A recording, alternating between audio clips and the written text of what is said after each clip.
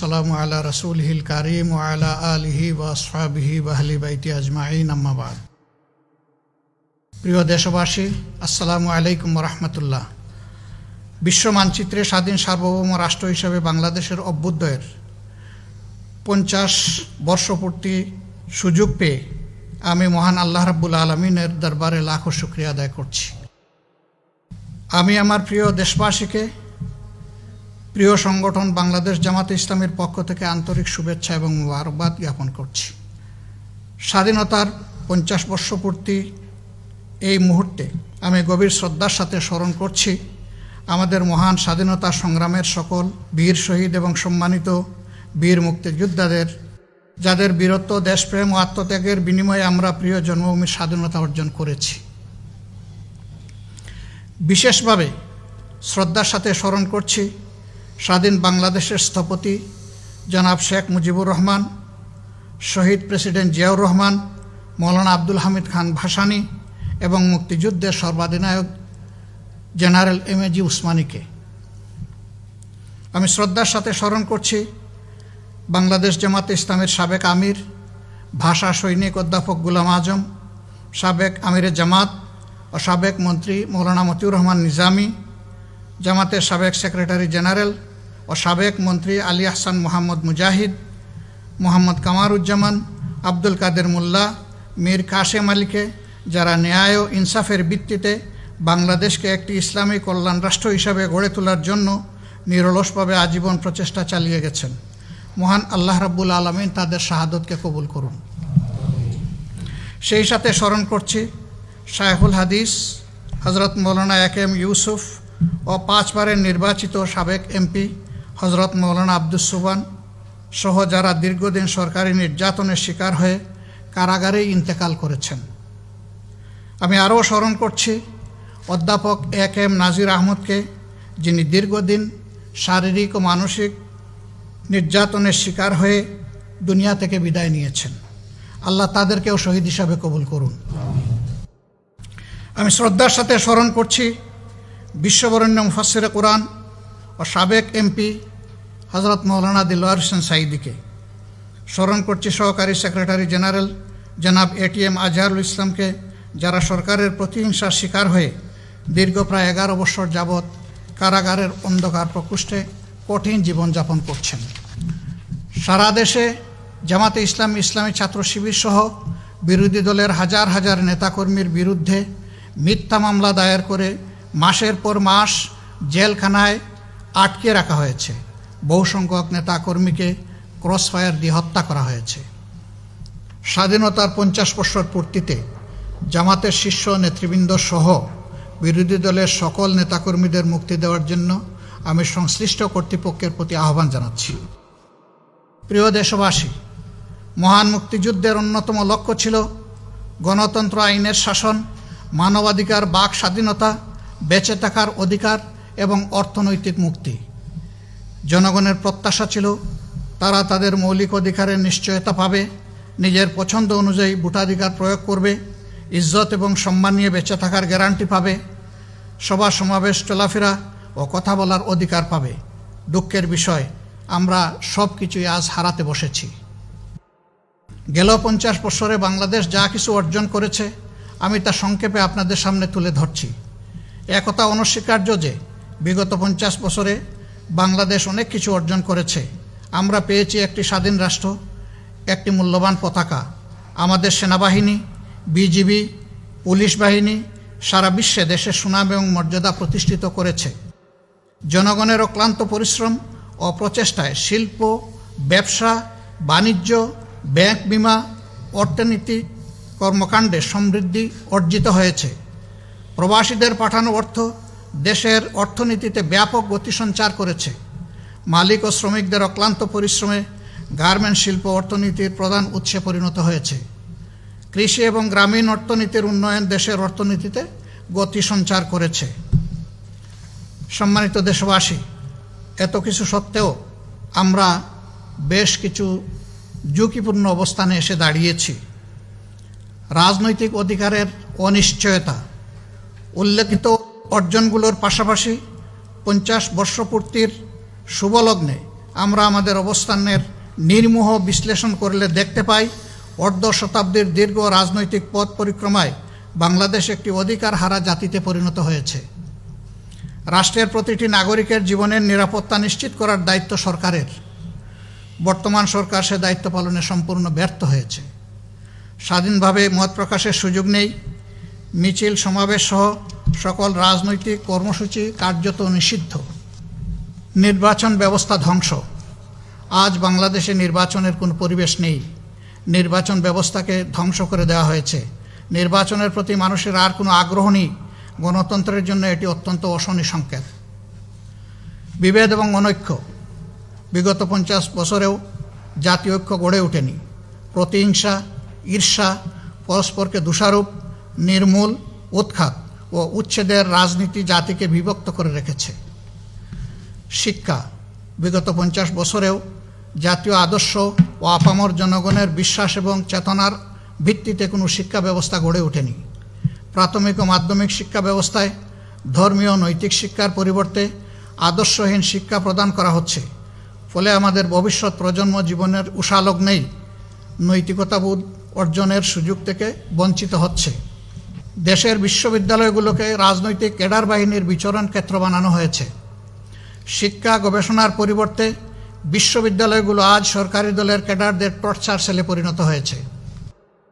Digital নিরাপত্তা আইন, যে দেশের বীর সন্তানেরা ভাষার মর্যাদা রক্ষার জন্যে, ভাষা আন্দোলন এবং জাতির মর্যাদা ও অধিকার রক্ষার জন্যে মহান মুক্তিযুদ্ধে ঝাঁপিয়ে পড়েছিল, সে দেশে স্বাধীন মত প্রকাশ ও কণ্ঠ রোধ করার জন্য বারবার অপচেষ্টা চালানো হয়েছে। এই আইন তার অন্যতম নজির। সম্পাদক পরিষদ, সাংবাদিক নেতৃবৃন্দ, সকল বিরোধী দল, বুদ্ধিজীবী সহ বিভিন্ন শ্রেণী পেশার মানুষ এই আইন পাশ না করার জন্য সরকারের প্রতি আহ্বান জানিয়েছিল। সকলের মতামত অগ্রাহ্য করে আইনটি পাশ করা হয়েছে। মত প্রকাশের কারণে জেলে আটক রাখার মানবাধিকার পরিপন্থী আইনের মাধ্যমে সংবাদকর্মী ও সাধারণ নাগরিকদের নির্যাতনের নূতন অধ্যায়ের সূচনা করা হয়েছে। স্বাস্থ্য। দুর্নীতি ও অব্যবস্থাপনার কারণে স্বাস্থ্য খাত ভয়াবহ বিপর্যয়ের সম্মুখীন। কোভিড-19 এর কারণে স্বাস্থ্য খাতে দুর্নীতির খণ্ডচিত্র জাতির সামনে উন্মোচিত হয়েছে। প্রকৃত চিত্র তার চেয়ে অনেক ভয়াবহ। সরকারের অনীহা, অদক্ষতা, দুর্বলতা ও দুর্বল ব্যবস্থাপনা, অপর্যাপ্ত চিকিৎসা উপকরণ, করোনা ভাইরাসে চিকিৎসক ও চিকিৎসা সেবা নিয়োজিত স্বাস্থ্যকর্মীগণ ব্যাপকভাবে আক্রান্ত হয়েছেন এবং তারা ক্ষতিগ্রস্ত হয়েছেন। করোনা পরীক্ষা নিয়ে জালিয়াতি করে মানুষের সাথে প্রতারণা করা হয়েছে। আইন শৃঙ্খলা পরিস্থিতি। মানুষের জীবনের কোনো নিরাপত্তা নেই। মানুষ চরম নিরাপত্তাহীনতায় ভুগছে। হত্যা, খুন, গুম, অপহরণ, নারী ও শিশু নির্যাতন ও বিচার বহির্ভূত হত্যার সংখ্যায় গোটা জাতি উদ্বিগ্ন ও উৎকণ্ঠিত। রাষ্ট্রের আইন শৃঙ্খলা বাহিনীকে অপরাধ দমনের পরিবর্তে রাজনৈতিক দলসমূহকে দমনের কাজে ব্যবহার করা হচ্ছে। স্বাধীনতার 50 বছরে দর্শন আজ ভয়ঙ্কর রূপ লাভ করেছে। আদালত কর্তৃক দণ্ডপ্রাপ্ত দাগী খুনিদের রাজনৈতিক বিবেচনায় ক্ষমা করে দেয়ায় অপরাধীরা আরও বেপরোয়া হয়ে উঠেছে। অর্থনৈতিক পরিস্থিতি। জনগণের অক্লান্ত পরিশ্রম ও প্রচেষ্টায় বাংলাদেশের অর্থনীতিতে একটি সম্ভাবনার সৃষ্টি হয়েছিল। কৃষি, শিল্প, ব্যবসা বাণিজ্য সর্বত্রই একটি গতি সঞ্চার হয়েছিল। দুর্নীতি ও দুর্নীতিবাজদের রাজনৈতিক পৃষ্ঠপোষকতা দেশের অর্থনীতিতে ভয়াবহ বিপর্যয় ডেকে এনেছে। ব্যাংক ডাকাতি, শেয়ার বাজার লুট, ডেস্টিনি, হলমার্ক, ক্যাসিনো কেলেঙ্কারি ইত্যাদি অর্থনীতিতে কলঙ্কজনক ঘটনা হিসাবে চিহ্নিত হয়ে থাকবে। বিদেশে মুদ্রা পাচার দেশের অর্থনীতিকে পঙ্গু করে দিয়েছে। বাংলাদেশে মানুষের কষ্টে অর্জিত রিজার্ভ ফান্ডের টাকা চুরির ঘটনা কেন্দ্রীয় ব্যাংকের ইতিহাসে সবচেয়ে বড় দুর্নীতি, যা সারা বিশ্বে বাংলাদেশকে কলঙ্কিত করেছে। স্বাধীনতার 50 বর্ষ পূর্তির সময় 180টি রাষ্ট্রের মধ্যে দুর্নীতিতে বাংলাদেশের অবস্থান 12তম। কৃষি ও গ্রামীণ অর্থনীতি। বাংলাদেশ কৃষি প্রধান দেশ। আবহমান কাল থেকে কৃষি বাংলাদেশের অর্থনীতিতে গুরুত্বপূর্ণ ভূমিকা পালন করে আসছে।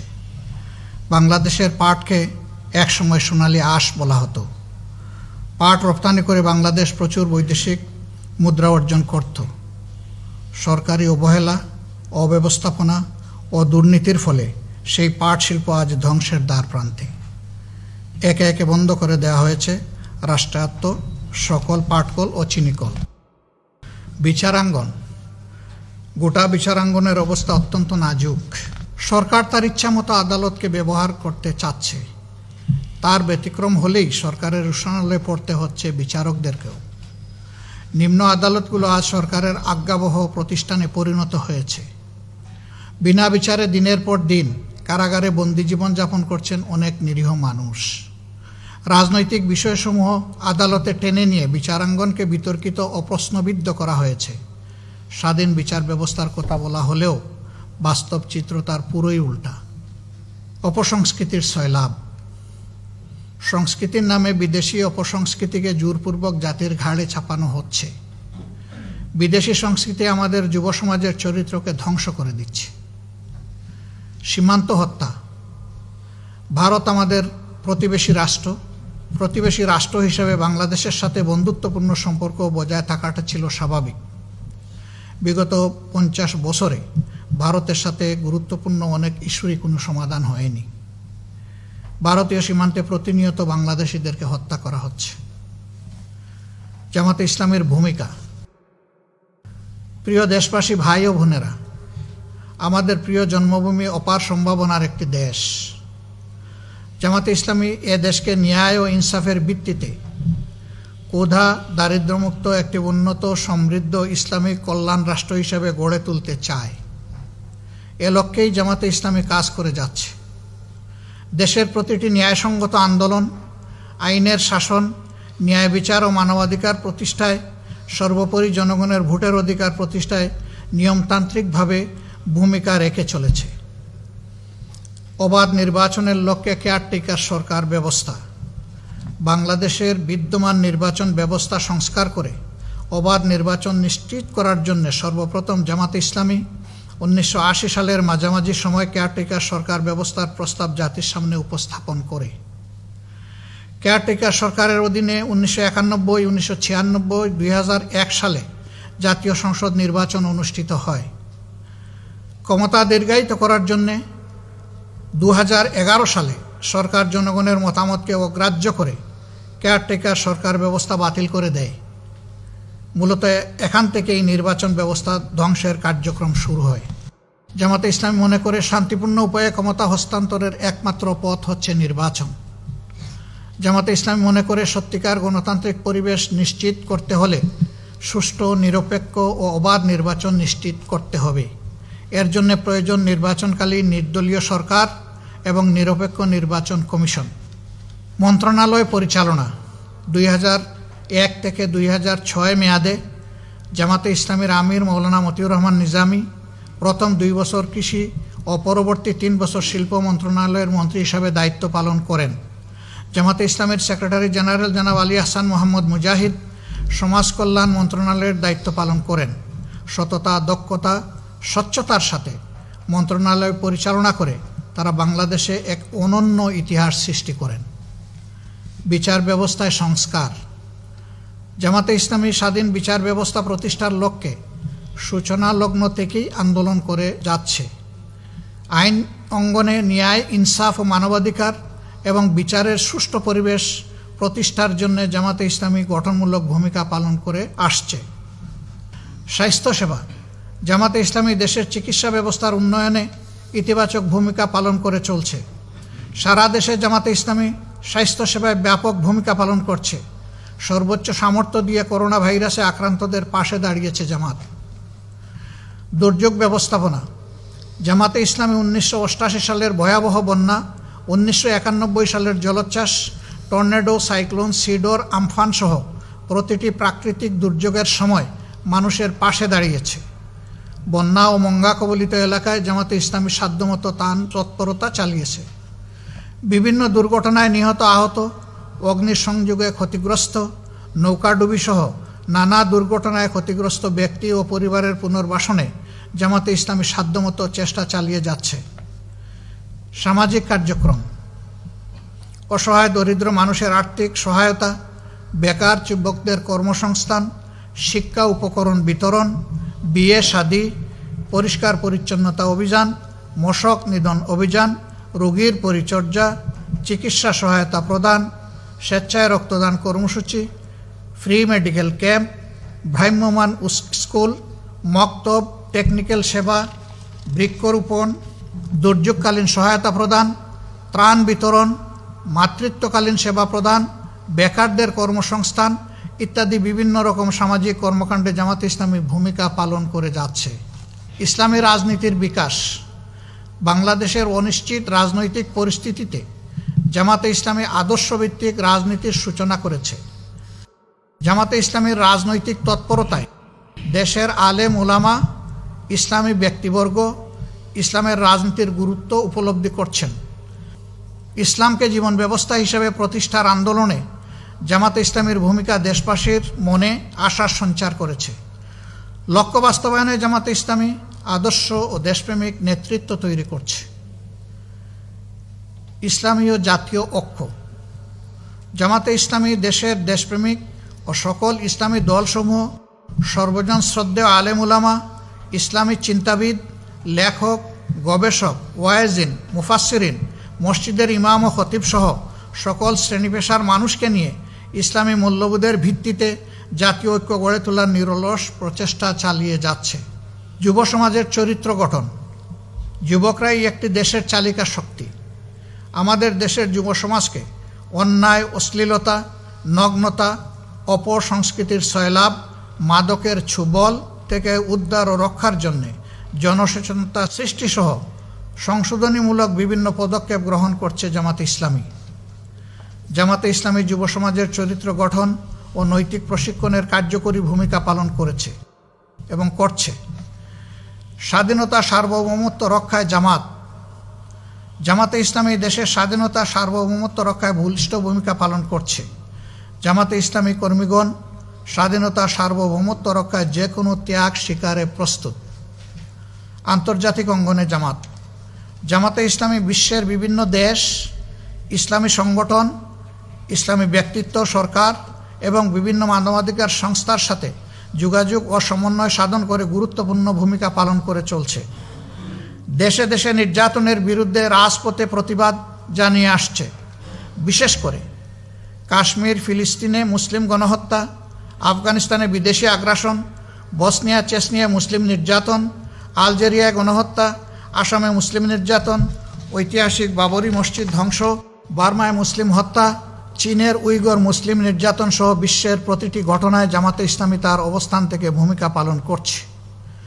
বার্মা থেকে বিতাড়িত মজলুম রোহিঙ্গা মুসলমানদের পাশে দাঁড়িয়েছে জামাতে ইসলামী। অমুসলিমদের অধিকার।